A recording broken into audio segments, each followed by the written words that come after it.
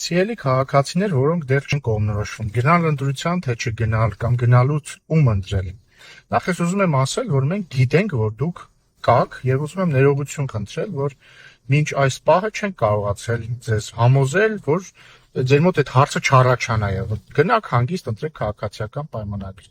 Ուզում եմ ասել նաեւ, որ հասկանում եմ ձեզ, որ գուցե մեկի դուր չի գալիս, ասենք, չգիտեմ, ձեր քաղաքի կառավարումը,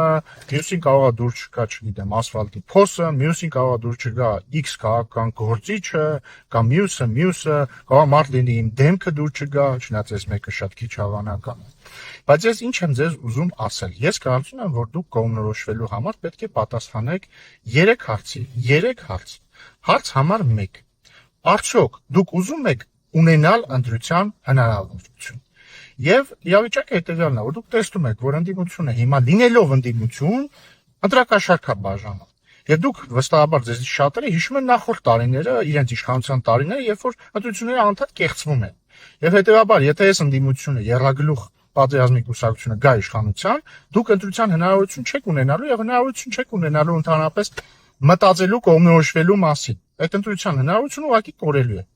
Երկրորդ հարցը հետևյալն է. ուզում եք արդյոք, որ Հայաստանը շարունակի լինել անկախ եւ ինքնիշխան երկիր։ Եթե պատերազմի եռագլուխ կուսակցությունը գա իշխանության, դուք տեսնում եք իրանք ովքեր են, դուք տեսնում եք, որ իրանք ուղարկված են, իրաց մի մասը ընդհանրապես հաստիկային մոտայերկրյա հատուկ ծառայությունների աշխատողներ են, տեսնում եք իրանք հայտարարում են ինչ-որ միությունների մեջ մտնելու մասին եւ այսպես շարունակ։ Հայաստանի անկախությունը լինելու է մեծապես վտանգված։ Եվ երրորդը, արդյոք դուք ուզում եք, որ այն խաղաղությունը, որը հիմա կա, մնա։ Այսինքն 2 տարի, 3 ամիս մեր սահմաններին զոհ չկա։ Ուզում եք, որ շարունակվի այսպես, թե չեք ուզում։ Վստահաբար ուզում եք։ Դուք պետք է իմանաք, որ պատերազմի եռագլուխ կուսակցությունը հայտարարում է, որ եթե գան իրենք իշխանության, նրանք վերանայելու են այս խաղաղության ճարտարապետությունը։ Դա նշանակում է մեկ բան. խաղաղության ճարտարապետության վերացում, խաղաղության վերացում,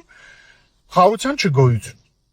Եվ հետևաբար, ժողովուրդ ջան, ես կարծում եմ այս 3 հարցերի պատասխանը, եթե 3-ին էլ այո է, որ այո ուզում ենք, որ ունենանք ընտրության հնարավորություն, այո ուզում ենք, որ Հայաստանը շարունակի լինել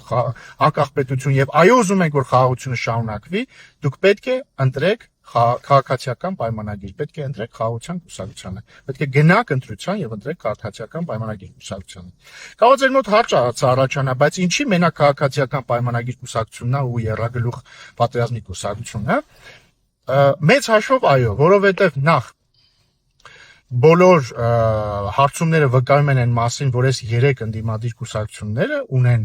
ամենամեծ շանսը անցնելու խորհրդարան։ Երկրորդը, նրանք հայտարարել են բոլոր 3-ը, որ անցնելու դեպքում միավորվելու են, եւ երրորդը այն մյուս մանր մուներ ընդդիմադիր կուսակցությունների մեծ մասն էլ հայտարարել է, որ քաղաքացիական պայմանագիր կուսակցությանը չի համագործակցելու եւ չեն բացառել համագործակցությունը եռագլուխ պատերազմի կուսակցության հետ։ Հետևաբար այս ընտրությունները կարող են ունենալ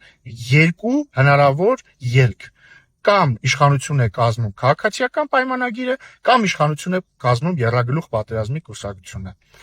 Հուսով եմ սրանով մի փոքր ձեզ օգնեցի կողմնորոշվել եւ նաեւ սիրելի կողմնորոշված քաղաքացիներ, որոնք կողմնորոշվել են եւ վստահաբար ընտրելու են քաղաքացիական պայմանագրին, պիտի խնդրեմ ձեզ այս տեսանյութը ուղարկել ձեր ընկերներին, բարեկամներին, ծանոթներին, որոնք դեռ չեն կողմնորոշվել կամ երկմտում են։